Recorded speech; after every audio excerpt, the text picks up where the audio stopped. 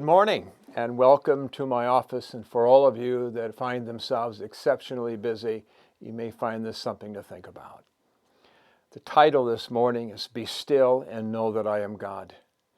My very first time encountering this sublime exhortation was at the university, where I had come to a place of emotional fatigue.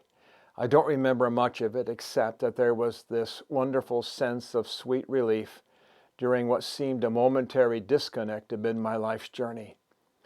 For the original author, namely from the sons of Korah, the stakes were much higher, yet the psalmist speaks to the power, protection, and provision of their God amidst hostile enemies.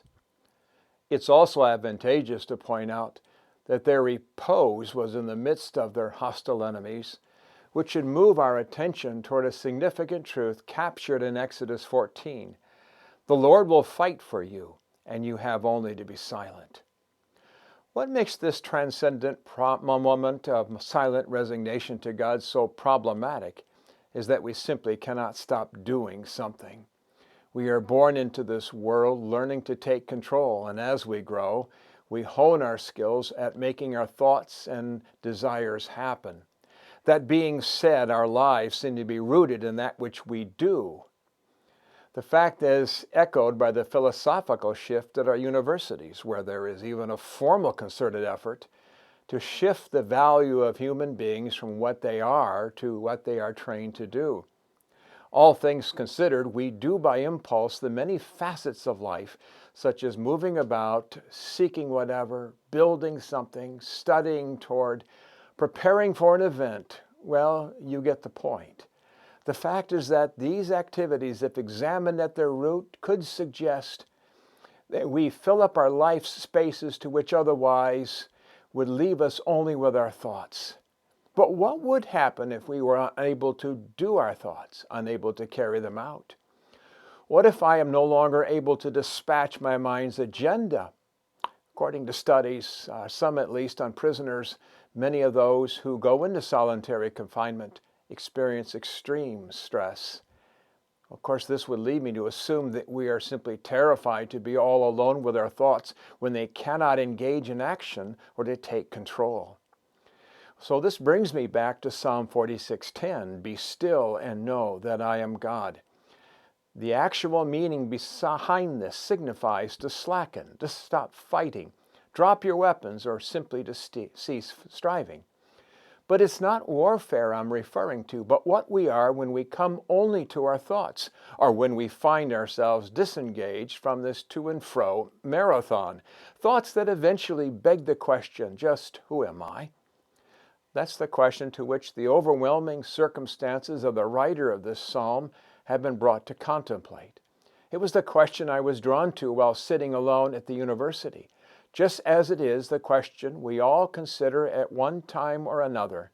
For the sons of Korah, the answer lay in their being the recipients of God's promises, and that He who gave them would see to it that they were kept. For we who are recipients of God's grace and kept by the power of God, it becomes a precious moment that reminds us that we are by creation made worshipers, and not merely those appointed to do it, but who are created to be it. It is those moments of disengagement that our spirit resonates with our Creator amidst mindless activity and its conundrums, or as we might say, the warp and woof of life. This should bring to our attention that there is a foundational and secure reality underneath this irrational world with its constant, tedious motion and flux, a wonderful, unspeakable reality whereby God mercifully pulls us aside to rediscover ourselves as being worshipers and our privilege as creatures to behold the wondrous presence of our holy and loving Creator. Is this not resident in the heart of the psalmist when he wrote, Whom have I in heaven but you? And there is nothing on earth that I desire beside you. My flesh and my heart may fail, but God is the strength of my heart and my portion forever.